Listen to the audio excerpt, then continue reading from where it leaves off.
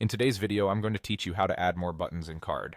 By the end, you'll know how to add a buttons element, customize each button's look and link, duplicate the setup for additional buttons, and position everything neatly on your page.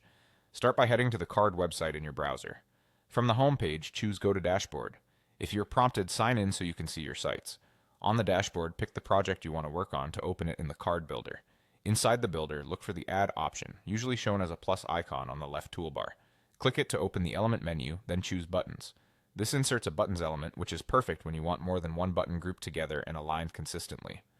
Select the new buttons element and expand its settings by clicking the small arrow to open all the customization options.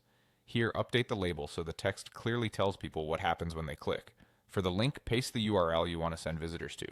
You can also choose whether the link opens in a new tab for external pages. Under Appearance, adjust the style to match your site. Pick between solid or outline, tweak the size, weight, and corner radius, and set colors that complement your theme. If available, set spacing and alignment to control how the buttons sit next to each other. The goal is readability and consistency, so keep contrast high and text short. Once your first button looks right, scroll to the bottom of the button settings and click Add to insert another button within the same element. This keeps everything aligned and easier to manage. Customize the new button just like the first one. Change its label, add its link, and match the style so your set feels cohesive. Repeat for as many buttons as you need. When you're satisfied, click Done to close the settings. Now adjust where the buttons element sits on your page. Click and drag the element to reposition it, and use the on-canvas guides to align it with nearby text or images. Keep sufficient breathing room around it so the buttons are easy to tap, especially on mobile.